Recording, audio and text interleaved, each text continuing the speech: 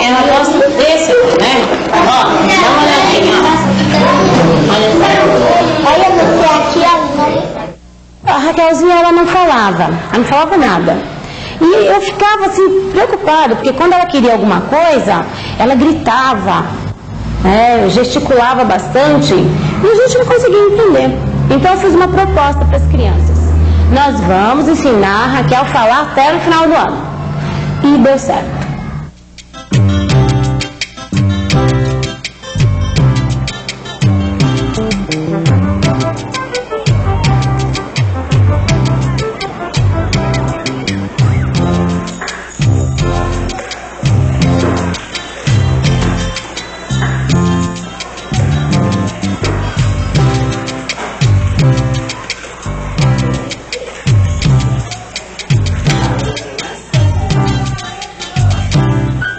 As pessoas como eu, que desafiam a deficiência mental, aprendem a conviver com as inseguranças das pessoas. As pessoas ficam incomodadas, não sabem o que fazer, o que dizer. Eu percebo que algumas pessoas sofrem com isso.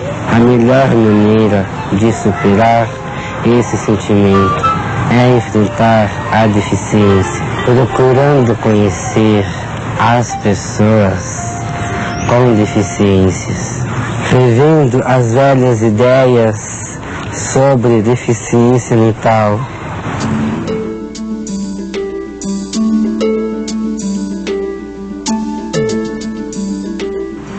Uma pessoa deficiente mental é diferente. Seu lado intelectual é afetado. Não existe cura porque a deficiência mental não é doença. Mas a gente tem a capacidade de aprender. Deficientes mentais demoram um pouco mais para aprender. Mas a gente gosta de aprender. E de preferência com as outras pessoas. E a gente espera sempre a criança normal, né? E em família realmente nunca teve problema, né? Isso foi uma surpresa, tanto da parte da minha família como do meu marido, não tem nenhuma criança especial. A gente vê as crianças dos outros, mas você nunca espera para você. Então, é uma maravilha as outras, né? Mas foi um choque, como sempre, né? Eu acho que toda reação, a primeira reação é um choque, o aceitamento, né? Por ser a gente, assim, um casal novo, né? E você não sabe o problema, na hora você não sabe o que causa. Muitas deficiências podem ser prevenidas. É por isso que é muito importante conhecer as causas. Às vezes tem confusão na formação de genes, ou então uma doença que a mãe teve não foi bem tratada. Excesso de fumo, bebida alcoólica e certos medicamentos. Essas situações ameaçam a formação do feto e da saúde da mãe. Mas tem outras situações que não dependem tanto dos pais. É o caso de um lugar como esse. Aqui não existe o saneamento básico. A população que vive num lugar assim pode pegar alguma doença. A água e os alimentos podem ser contaminados.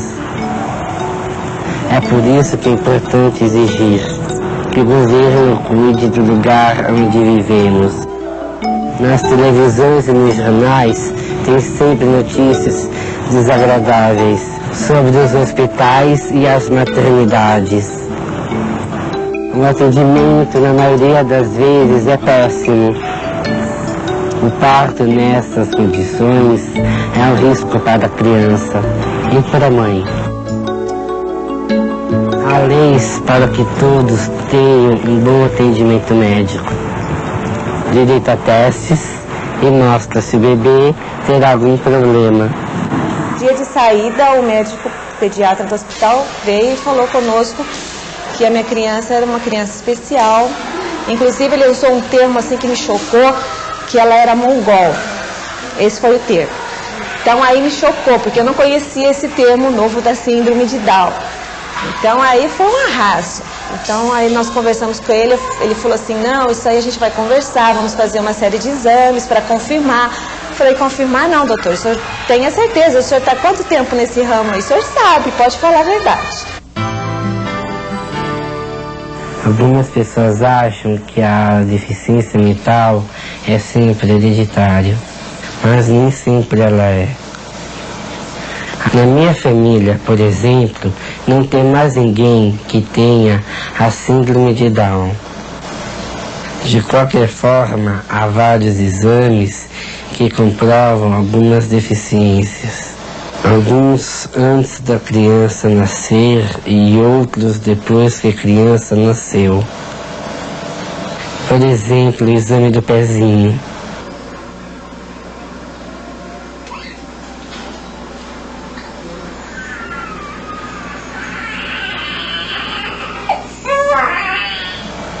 Ele comprova se o bebê pode ter algum tipo de problema. Esse exame é obrigatório em todo o Brasil. Só para lembrar uma conquista da cidadania. É um direito de todos nós que está dentro da Constituição.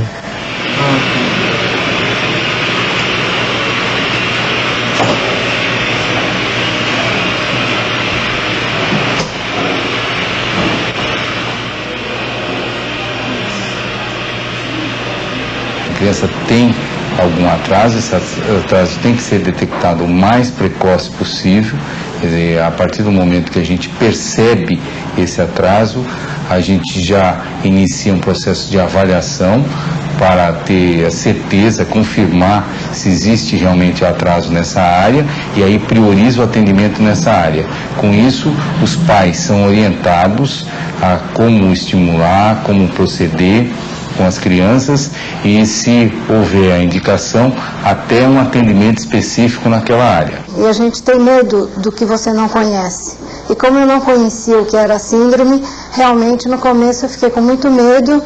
E você, quando você tem medo da coisa, você até às vezes tenta se afastar um pouco, né? Mas depois eu vi que não era bem por esse lado, que a gente tinha aqui a luta. Os pesquisadores da deficiência mental observaram um fato curioso. Em comunidades com pouca competição e exigências, a aceitação de deficientes é mais fácil. A integração dos deficientes nesses lugares é natural. Eles conseguem aprender e se desenvolvem, e conseguem se relacionar com os outros. São pessoas úteis e, na maioria das vezes, conseguem trabalhar.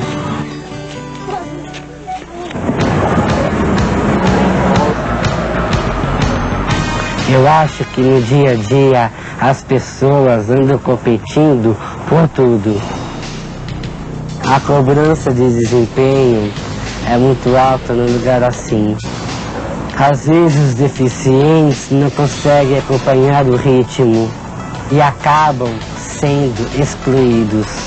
A metade das pessoas com alguma deficiência são consideradas deficientes mentais. São 7.500.000 pessoas aqui no Brasil. É a metade da população da cidade de São Paulo. O grau de deficiência de cada pessoa não é o mesmo. A capacidade de aprendizagem também não é igual. É importante que todas as pessoas que trabalham com o indivíduo com algum grau de deficiência conheçam o potencial desse indivíduo, para que possam diferenciá-lo dentro do mesmo tipo de deficiência, indivíduos que tenham potencial maior ou menor, pois a pessoa é deficiente numa área, mas pode ser extremamente eficiente na outra área. Muitos pais só descobrem que os filhos são eficientes dentro da escola. São crianças deficientes de grau leve que demoram muito para dar a início à leitura. Elas têm dificuldade de escrever, de fazer contas. Elas não conseguem acompanhar os outros alunos. A professora desconfia e aí ela chama os pais. É por isso que muitas pessoas trabalham muito com pessoas deficientes. E agora o número 6? Cadê ele? Moleques. Cadê o número 6, hein, Tainá? O 6, não é o 2 que você quer, o 6. Isso! Muito bem, traz aqui. Ótimo. Eu mesmo me lembro de quando eu estudava aqui nessa escola. As classes têm poucos alunos. Os professores são profissionais e especializados no ramo da deficiência mental. Nem a criança com deficiência mental está preparada para a escola e a escola também não está preparada para atender essa criança.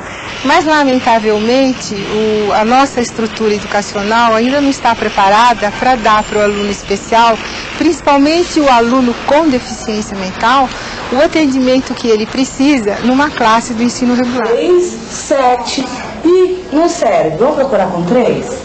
Qual que você acha que tem 3? Vai. Eu acho que todas as escolas deveriam aceitar alunos deficientes e não deficientes dentro de uma mesma classe. Alguns deficientes mentais iam achar difícil estudar com pessoas não deficientes. Eu acho que a maioria não teria problemas de se adaptar. A gente também começou a refletir sobre a nossa visão. Eu acho que houve um crescimento, como eu já disse para você, em relação à nossa visão. E nas discussões a gente viu que nós também víamos a criança preocupados apenas em estar trabalhando as dificuldades das crianças que vinham para cá, sabe? E esquecíamos do potencial dela. Que hoje, com essa integração, a gente está mais preocupado com o potencial, com o que ela é capaz, sabe? Então a gente dava acima de técnico mesmo, né? A criança chegava, a gente avaliava, não, ela tem dificuldade nessa área, naquela área, sabe? E ficava só nisso, a gente esquecia de ver o potencial delas, sabe? Então foi uma das coisas que nós mudamos, sabe? E com a ida dessas crianças para a escola, sabe? As dificuldades acho que ficaram pequenas lá. Sabe? Eu acho que com os conteúdos pedagógicos dentro de sala, poderia-se trabalhar as dificuldades, mas não esquecendo do potencial dela, sabe? Então foi um dos grandes crescimentos nossos também, dentro da nossa visão profissional. Este livro que eu estou escrevendo retrata a minha luta com a deficiência mental. Espero que a nossa conversa tenha te ajudado a entender melhor a respeito da deficiência mental.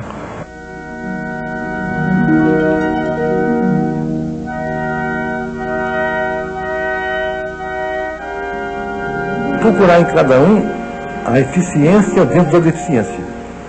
Ela pode ter uma bailarina, pode ter uma pintora, pode ter uma jogadora, pode ter uma música. Em vez dos pais ficarem reclamando e perguntando por que nasceu assim, então que ela realmente estimule. E com certeza vão ter muitas Alinhas por aí. Eu acho que a gente deve fazer de tudo para procurar mesmo integrá-los na sociedade. Não é criá-los para a gente, não. É para a sociedade. Porque aí eles convivem na sociedade. Senão eles fazem um mundinho deles.